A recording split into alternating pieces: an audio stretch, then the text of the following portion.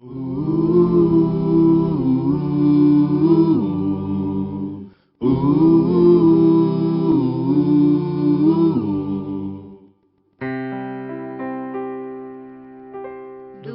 teu falar, ó Salvador, jamais vou duvidar, é encorajador. Alimento Diário, série Nossa Missão, a edificação do corpo de Cristo. Título do volume 1, Deus escolheu você. Autor Pedro Dong. Título da semana 4, A bênção do Filho, redenção e encabeçamento. Sábado, ler com oração Efésios capítulo 1, versículo 22. E pôs todas as coisas debaixo dos pés, e para ser o cabeça sobre todas as coisas, o deu à igreja. A vontade de Deus se dá pelo encabeçamento de Cristo. Todas as coisas acontecem conforme a vontade de Deus e ninguém pode opor-se a ela. Dentro da vontade de Deus, Cristo foi o responsável pela fase do projeto e também é vital na fase da execução. O livro de Efésios menciona que a vontade de Deus é segundo o beneplácito de sua vontade, isto é, segundo o seu ponto de vista. Quando tal vontade é realizada, isso lhe traz alegria e prazer. A revelação do mistério da vontade de Deus aponta que seu desejo é fazer com que todas as coisas sejam convergidas em Cristo, todas as coisas estejam debaixo de sua liderança e encabeçamento. Efésios capítulo 1, versículo 10. Essa é a vontade de Deus, ver todas as coisas sob o encabeçamento de seu Filho. A palavra grega para convergir tem o sentido de juntar todas as coisas debaixo de uma pessoa unificadora, sob uma liderança, ou seja, tem o sentido de Cristo ser o cabeça de todas as coisas, conforme está escrito, e pôs todas as coisas debaixo dos pés, e para ser o cabeça sobre todas as coisas, o deu à igreja. Efésios capítulo 1, versículo 22. Essa é a função da igreja. Colocar todas as coisas sob o encabeçamento de Cristo. Quando Deus criou os céus, um dos anjos criados por ele, Lúcifer, imaginou que seria o escolhido para governar sobre as nações. Ele se orgulhou por causa de sua formosura e perfeição e exaltou seu trono. Embora já tivesse o comando dos anjos, ele quis elevar sua posição à mesma do Altíssimo, mas Deus o rejeitou. Isaías 14, do versículo 12 ao 15. Por causa da rejeição sofrida, Lúcifer se rebelou contra Deus e hoje lidera as nações e os reis da terra num movimento contra Deus e seu ungido, que é Cristo. Hoje as nações se rebelam contra quem Deus escolheu para governar. Porque se enfurecem os gentios e os povos imaginam coisas vãs? Os reis da terra se levantam e os príncipes conspiram contra o Senhor e contra seu ungido, dizendo: rompamos os seus laços e sacudamos de nós as suas algemas. Salmos capítulo 2, versículos do 1 ao 3. As nações não querem nenhum laço com Deus. O que todavia não sabem é que o homem não pode viver sem ele. Mas quem iniciou esse movimento entre os homens? Instigado por Satanás, Nimrod, cerca de 150 anos após o dilúvio ocorrido na terra, começou a dizer ao povo que eles não precisavam ter medo de Deus, pois poderiam viver sem ele, rompendo assim todos os seus laços a partir da construção da Torre de Babel, um símbolo da independência de Deus. De lá para cá, o curso do mundo é independente de Deus e está sob a liderança de Satanás. Voltemos para a leitura do Salmo 2. Eu, porém, constituí o meu rei sobre o meu santo monte Sião. Proclamarei o decreto do Senhor. Ele me disse: Tu és meu filho, eu hoje te gerei. Pede-me, e eu te darei as nações por herança e as extremidades da terra por tua possessão. Com vara de ferro as regerás e as despedaçarás como um vaso de oleiro. Versículos 6 ao 9.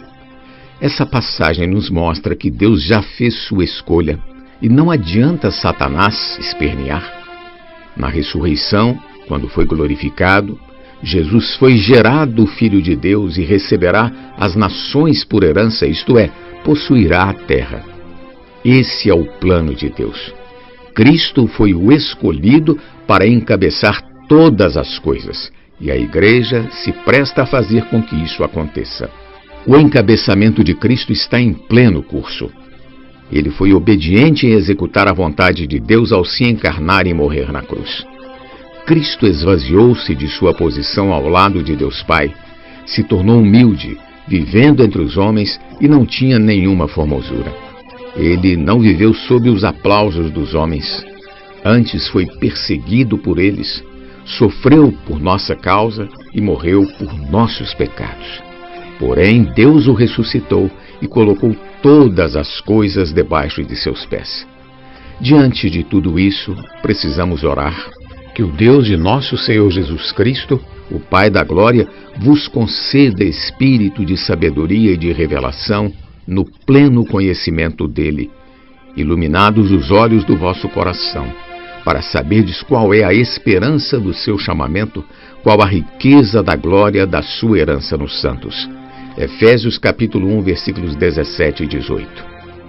Precisamos pedir ao Senhor que nos ajude a enxergar a vontade de Deus sob seu ponto de vista. É necessário que também saibamos qual é a expectativa de Deus a nosso respeito, a nós que fomos chamados. Somos a herança que Deus prometeu ao Filho, porém no fim, nós também receberemos Deus como nossa herança. Por meio do operar da glória em nós, seremos a herança de Deus e Deus também será a nossa herança. Cristo morreu por nós e, como vimos, quando Deus o ressuscitou, foi glorificado e colocado à direita do trono de Deus, nos lugares celestiais, de onde Deus deseja abençoar-nos com toda sorte de bênção. Os lugares celestiais ficam acima de todo principado e potestade e poder e domínio, e de todo nome que se possa referir, não só no presente século, mas também no vindouro. Versículo 21.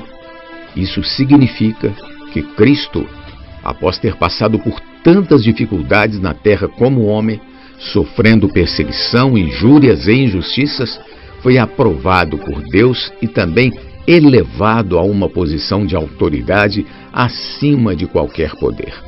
Os principados e potestades são os poderes angelicais, mas Deus está acima de todos eles. E pôs todas as coisas debaixo dos pés, e para ser o cabeça sobre todas as coisas, o deu à Igreja. Versículo 22. Deus colocou Cristo nos lugares celestiais e pôs todas as coisas debaixo de seus pés.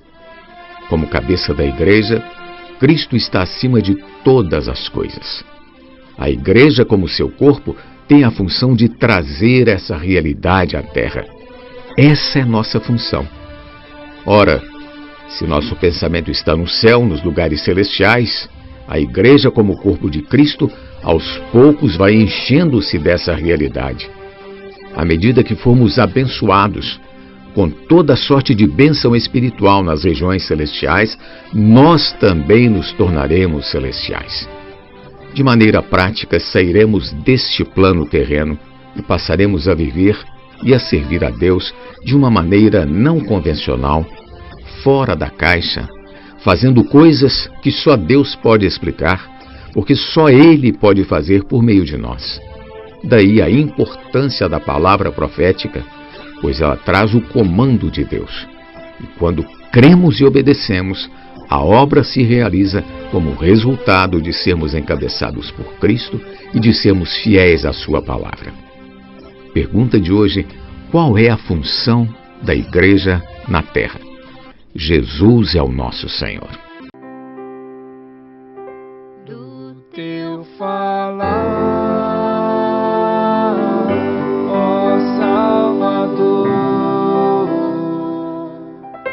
jamais vou duvidar, encorajar. me faz andar. Faz tua glória eu ver, o mal vem derrotar. Fiel me faz andar. Faz tua glória eu ver, o mal vem derrotar.